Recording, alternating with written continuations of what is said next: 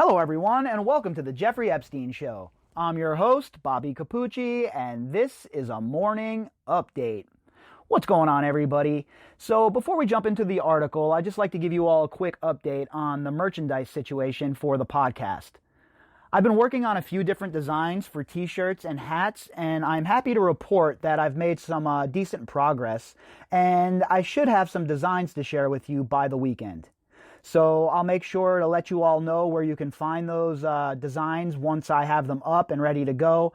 And I will keep you in the loop as far as when they will be able to be purchased.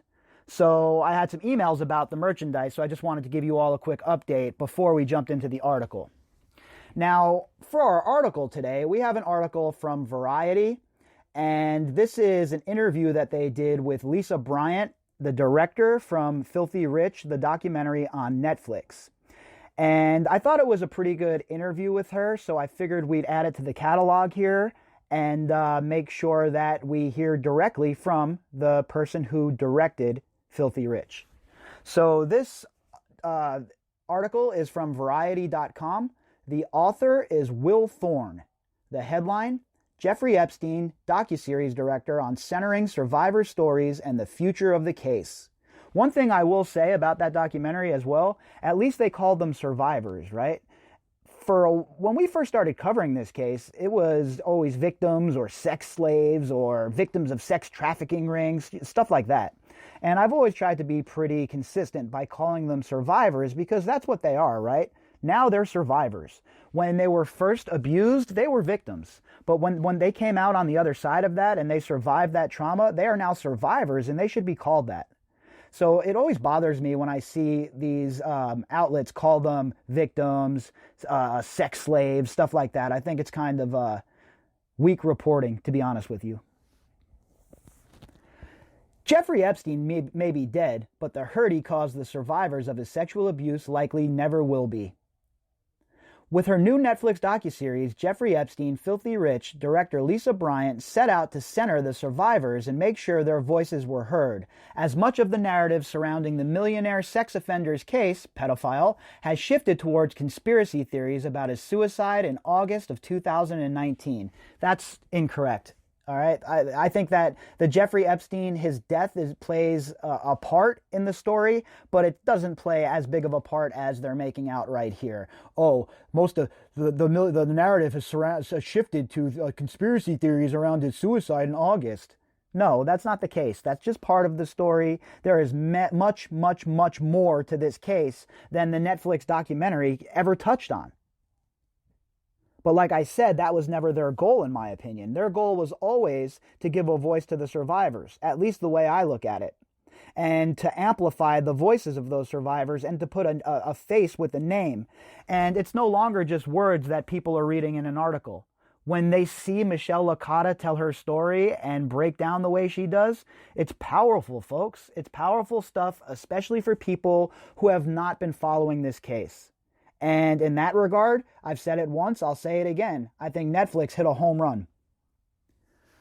Bryant started shooting the documentary well before Epstein's New York trial and even before the Miami Herald published an explosive piece digging into the dodgy deal Epstein and his attorneys made with then Florida District Attorney Alexander Acosta, who since resigned from his post as United States Secretary of Labor over his handling of the Epstein case.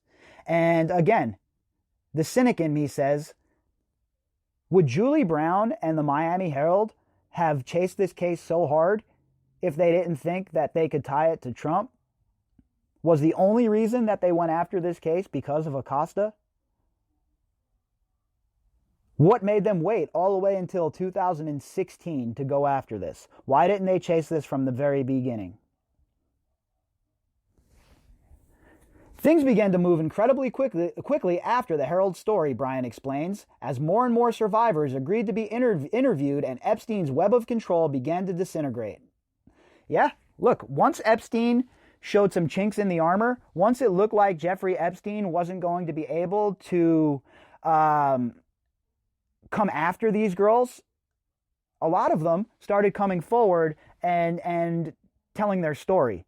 Because before, when they would come forward and tell their story, they always had to worry about reprisals from Jeffrey Epstein or his lapdogs in the legacy media covering for him, or etc., etc. They had nowhere to turn before. But once things started blowing up, and once Jeffrey Epstein was arrested and all of this stuff started to occur, the environment started to change a little bit.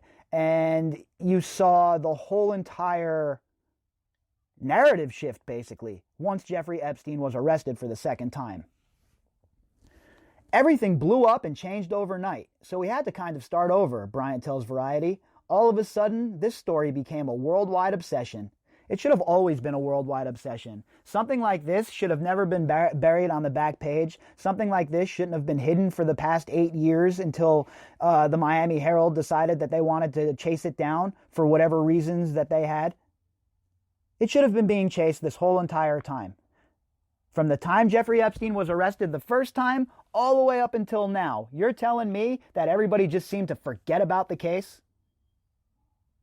What was their motivation for not covering the case? Ask yourself that. What was the legacy media's motivation for not covering this case the way it should have been covered?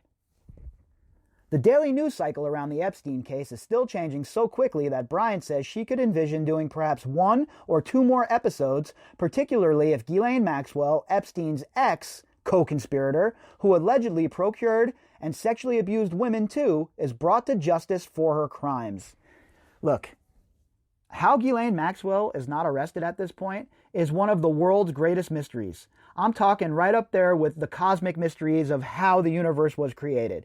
It's mind-boggling to think that this lady is still walking around free. Here, Bryant speaks with Variety about the survivors' powerful accounts, the controversy surrounding Epstein's death, and what happens next. What made you want to tell this story? I came aboard after Netflix, Radical Media, and James Patterson had taken all the precautions needed for this story to be told. They wanted a female director to handle this sensitive subject matter, and the more I became familiar with it and dug into it, the angrier I got. I understand her sentiment there because that's how it was for me. When I first started covering this case, I've been very upfront and clear about that. It was all about the government corruption angle for me. The grifting, the stealing, the covering up, that was my main angle. And the more I researched it and the more I dug into the actual stories that the survivors were telling, the angrier I got and the more motivated I got to keep covering this case and to see it out to the very conclusion. The scale and scope were so unbelievable, it was just this story that got brushed under the rug, and these women who were treated horribly and called prostitutes and liars when they're 14, 15 years old. They couldn't be held to the standards of adults, and Epstein was a monster who preyed upon them, groomed them for sexual massages. It just made me angry, and I really wanted to try to tell this very complex story from the survivors' perspective. It's their story to tell. It's through their true bravery, and they provide the most in-depth story of Jeffrey Epstein. I've been saying that forever. It's their story to tell. All of these journalists, independent content creators, legacy media journalists that try and tell the story for them, to try and make themselves part of the story, it's a bad look. You're not doing anyone a service. You're not doing yourself a service, and you're really just making yourself look to be a fool. This case is about these survivors and their stories. Did the reach of Netflix as a home for the series change how you frame these events? We need to keep in mind that most people know very little, if anything, about Epstein in other countries, and so that's why we dove deep into the Florida communities and tried to expose what happened. Yeah, that's true too. A lot of people really aren't hip to what really occurred in this case. So what Netflix did was they just scratched the surface and they amplified the voices of the survivors. And I think it's a pretty good strategy because I don't think in 4 hours you could have even begun to tell the real story of what happened here in regards to the criminal enterprise and how this criminal organization operated. There was not enough time in this documentary to do that as well as amplify the voices of the survivors. So for what this documentary was and for what they set out to do, I really think that Lisa Bryant and Netflix accomplished that. Now again, for those of us who have been covering this story, following this story, this isn't something groundbreaking or new or a reason to get excited about some kind of new information that we've learned. No, what it does though, this documentary wasn't for us. That's what we need to understand. This documentary was for those who might not really know much about the case, like I call them, the Unsullied. I think it's a story that people around the world will recognize. It's the ultimate story of how power and money can hide such heinous acts and how silence and complicity could allow this to go on. There are enablers and people who look the other way, and this was all happening in plain sight. Our American justice system is broken, and we wanted to expose that. It was built for political power and gain, let's face it, and our officials didn't do their jobs and they continue to give the wealthy a free pass. It's just not okay. That's almost like Miss Bryant here listens to my podcast or something, huh? We have the same exact outlook on the justice system. It is absolutely broken. It is absolutely broken from top to bottom. And folks, I have no idea how to fix it, but I will tell you this. It must be addressed. Because until we fix the justice system, until we fix the Department of Justice, there is zero chance that we will ever be able to have any faith in the decisions that they make ever again. How hard was it to get the survivors on board with the project? It was very difficult. We started about 8-9 months before Epstein was arrested. The women were afraid of him. A lot of them had non-prosecution agreements. He used a lot of intimidation tactics. Some of the girls were being followed. Some had never told their parents even. But we got the attorneys on board right away, and it was really just with delicate hands that we talked to these women. It's about trust, I think, and handling it the right way, showing everybody respect and that we had the right goals in mind here. Keeping it survivor forward, telling their stories first and foremost, and treating them with the respect that they had been denied for so long. Yeah, look, how many times have we seen journalists try and cover this case and fall directly on their face? Vicky Ward, even James Patterson. This is the kind of case where, you know, there's a lot to it. There isn't just a dive in face first and go for it. You have, you know, this is a case that has to be dealt with tactically. And a lot of reporters didn't get that. And it seems like Lisa Bryant understood that from the beginning, at least, you know, what I see from here. I don't know her personally or know anything about her motivations, but from what I'm seeing here, it looks like she was going that same route. Their reaction was sometimes, no thank you. Sometimes we would get no response. Sometimes, yes, I'll meet with you and we'll see how it goes. Little by little, we were able to get a few women to go on camera, and when they did, I have to say we were so surprised and happy at how forthcoming they were and how genuinely they wanted to get their story out there. I've run into that personally. These survivors, these ladies have been censored for so long. They have been kept quiet for so long. All they wanted to do is get their story out there. They wanted to get their side of the story out there into the public eye. And for so long, the legacy media stopped them from doing that. At every single instance, the legacy media shit on them. So now, not only were they victimized by Jeffrey Epstein and the judicial system, well, the legacy media was also complicit in that. And that's why a lot of these girls didn't want to talk to anybody. They had been completely treated like garbage by the legacy media for so long that they were a bit gun shy. And can you blame them? Given that you had been working on this series for quite a while, how did Epstein's arrest in July 2019 change things? As the arrest happened, our story changed overnight. We were well into our second episode. We had almost shot a whole series, really. Suddenly, there was a lot of competition for interviews, which fortunately I think worked in our favor because we had already done a lot of the legwork with the attorneys and some of the survivors. And that led to more interviews. After his death, more people were willing to talk, but many of the women are still afraid, and there's this whole embarrassment thing. Many survivors don't want people to know it happened to them. That is definitely the case as well, because there's such a stigma on it in our society, right? And that has to change. The stigma has to change. These girls didn't do anything wrong. They didn't do anything wrong. They didn't do anything to deserve to have a stigma attached to them for the rest of their lives. These girls were abused and taken advantage of by a disgusting serial predator. And for anybody to hold that against them, it really goes to show you how disgusting parts of our society truly are. We had 2 women who had never spoken out at all, and one of our survivors, Haley Robson, said she's gotten so much support since speaking out when she was not supported back in 2008. Her name was made public when she was 16. She was a victim, but why was she treated differently? Why was her name made public? She has never said anything, but she just feels really good now, and that makes me feel really good too. I've talked about Haley Robson, and look, I don't really have the same fire of anger in my heart for these minors who were basically groomed and abused and made to be part of this criminal enterprise. It's really hard for me to get the same sort of anger brewing in my heart for them. And I've said before that I don't have all the answers when it comes to somebody like Haley Robson, but I think that has to be handled delicately, and I think there should be some sort of psychologist involved with that, because that is not just a law enforcement issue as far as making her pay for her crimes or what she was involved in. That's a very delicate situation. This was a 16-year-old girl who was brought into Epstein's atmosphere in his orbit and groomed to do what she did. So there are a lot more smart people out there than myself that can deal with that one. But personally, I'm very torn when it comes to these young girls who were basically forced into his criminal operation.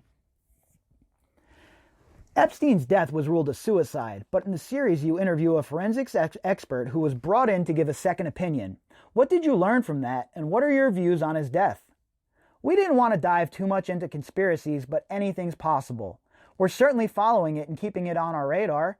It was ruled a suicide, like you say, and I don't know that we'll ever know otherwise. There are certain people that might have wanted him dead and suspicious things that happened surrounding his death in jail, but does that mean it was murder? I don't know that we'll ever know or have any proof of that. But because that was such a big thing, it didn't feel like a conspiracy theory so much because there was a legitimate ask by Epstein's family to review the autopsy, so we felt that it was worthwhile to dive into both sides and let the audience decide. Yeah, well, there's a lot that went into it, right? It's not like if he would have just died in jail, I would have been more apt to suck down the narrative that they're punching towards us.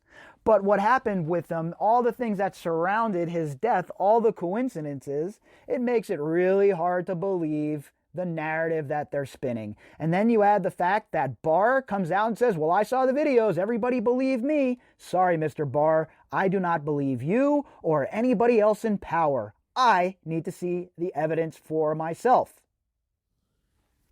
News emerged on May 29th that U.S. Virgin Islands officials would well compensate the survivors from the fortune that Epstein sent there before he died. But do the survivors feel that justice has been served? I think the women feel like he got away with it, and he was very cowardly. It's too bad. They wanted nothing more than to see him rot in jail and to be on trial so they could face him and have their day in court that they badly wanted. Most of them do feel robbed of justice in that sense. Yep, I can affirm that. I know that most people involved in this case definitely feel that way. And a lot of people wanted to see this man completely and utterly broken down by the justice system. But that's never going to be the case, because that very same justice system couldn't find it in their oh-so-busy schedule to make sure that Jeffrey Epstein was alive and well enough to face trial. Several key people involved in the case, such as Alexander Acosta, declined to be interviewed for the series. But Epstein's lawyer, Alan, I kept my underpants on Dershowitz, was not among them. What were those interviews with him like? We interviewed him actually 2 times, both prior to the arrest. He's the only attorney that would talk. We wanted all the people on Epstein's team and anybody involved in the U.S. Attorney's Office in Florida. We reached out, but it was so difficult. No one wanted to talk about it, and it was still under investigation at that point, too. Again, with the investigations, that's what they do. They investigate this kind of stuff so that they can say, well, you can't have any information about it because it's under investigation. That's how you know they're hiding shit. Whenever they do that nonsense, that's how you know they're hiding things. But Dershowitz immediately responded. Happy to do it, he told it. Happy to do it. He told his part in it, and I was very surprised at how forthcoming he was. He did keep driving the conversation back to his defense of the allegations against him, and I was like, this is not the Virginia Roberts, Alan Dershowitz allegation story. All we really wanted to hear was someone from Epstein's team describing what happened during those negotiations with Acosta, because that's what got him the sweetheart plea deal that he got. He explained it very well, and he's an effective defense attorney. That's his job, and his take is always interesting. Bryant's taking this safe course here. She doesn't want to tangle with Dershowitz, and I get it. I get why some of these people are scared to tangle with Dershowitz, but me, personally, I don't care about Alan Dershowitz. I don't care about his legal acumen. I don't care about any of it, okay? All I care about is that he's being credibly accused by Virginia Roberts of sexually abusing her. Point blank, period. I don't care how great of a lawyer he is. I don't care if he turned water into wine, okay? I do not care about any of it. All I care about is that he is being credibly accused of a heinous crime. He enabled Jeffrey Epstein, and he has still not answered for any of that. And nobody in the media has the cojones to really grill this man. Unless, of course, we're dealing with the cartoon journalists that grilled him. But real journalists, they're all scared, it seems like. I don't get it. I really don't understand. Since Epstein's death, many of the celebrities and royalty who were affiliated with him have rushed to distance themselves from the whole affair. Prince Andrew even gave a disastrous interview to the BBC about his alleged sexual abuse of Virginia Roberts. Do you think he or anyone else in Epstein's black book will ever be persecuted? Now, we have to be careful with the black book, folks. Just because somebody is in that black book does not mean that they were involved in Jeffrey Epstein's criminal enterprise.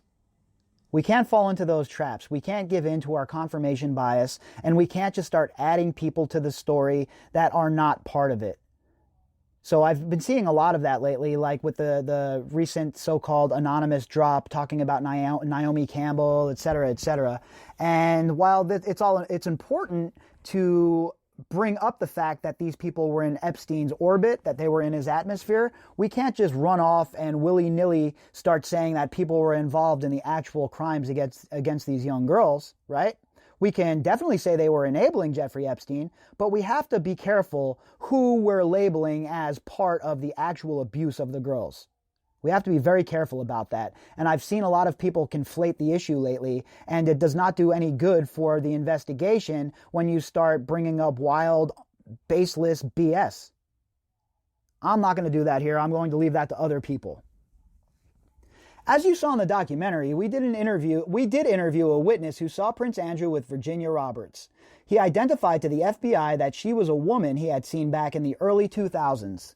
After the arrest, the FBI came and showed our witness hundreds of photos, and when they showed him pictures of Virginia and that picture with the prince's arm around her, he said he was 100% sure that was Prince Andrew. Whether that leads to anything, I don't know. Buckingham Palace and Prince Andrew have steadfastly denied all allegations, so it's very difficult. In the documentary, we ask, why didn't they name X, Y, and Z in court? Well, because those are allegations that we don't have proof of. We can't throw names around. We have to be fair and balanced, and that's what we did. Look, I agree with that, right? I agree with being fair and balanced in this case. This is a very difficult case. And we don't need to add salacious BS that's not really part of it, right? We don't need to muddy the waters. It's hard enough to swim through the waters that we're dealing with as is. Now you want to muddy them so we can't see where we're going? We have to be very concise, and we have to be clinical with our approach here. I think there's a lot of people that knew Epstein and that are in his black book that we hear about, but he's the type of guy who just wanted to surround himself with famous, wealthy, smart people. Some of those people in there, I'm sure, probably never even met him. He might have had one phone call or no phone calls with them. There certainly are people in the book that knew things and may have participated, but again, you can't go throwing allegations around without proof. I think that's what's disappointing for people. They want to hear all the gossip. They say, I've heard about this celebrity and this model and that model. Well, unless you have concrete proof of an allegation, it didn't serve our purpose and it's legally problematic. Right. Look, we can speculate, right? We can always speculate about things, and that's part of what we do here on the podcast. We speculate, but you have to make it known that what you're talking about is speculation. Making wild claims, talking about you have this inside information that nobody else has and blah, blah, blah, blah, blah, blah, blah. It's no good for anybody, folks. And all it does is it hurts your credibility. If you're covering this case, if this is what you're doing with your time, remember, the idea is to cover the case, not to become part of it. What is your hope for the survivors and the future of the Epstein case? In this aftermath, we hope we can help make a difference in holding some of these people accountable and helping to keep the focus on the fact that Epstein's dead, but his story is far from over.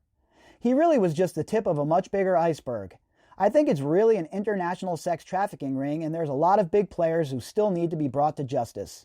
As a documentary, we can't really follow the daily news basis. The breaking news cycle is still changing so much, but we wanted to get the story out there so people would be aware and help put pressure on government officials, worldwide officials, and the FBI to do something about the people who might still be out there.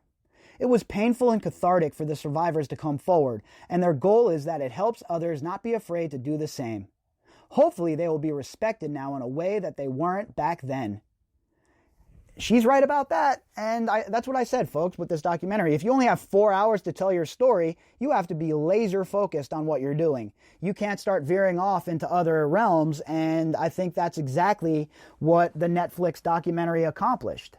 And as far as the day-to-day story, the day-to-day covering of the story, that's not up to these people that make documentaries. That's up to us independent content creators and independent journalists. It's our job to fill in the gaps. It's our job to bring the breaking news on a daily basis to the people who are interested in it. And I look at it as everybody having a role to play in doing our part to bring justice for these survivors. Every one of us, those of you who are listening, us content creators, the people making documentaries, everybody is doing whatever they can, whatever little part that they can play, they're playing that part in moving justice forward. And little by little, day by day, we get closer to just that, folks.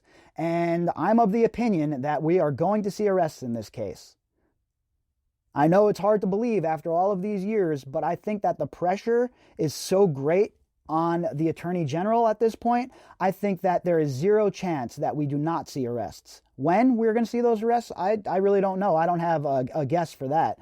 But I truly believe that we will see people get arrested in this case, and I truly believe that eventually some justice will be had. Because the case is too public at this point now for them to play their games. There's no going back. There's no putting the genie back in the bottle.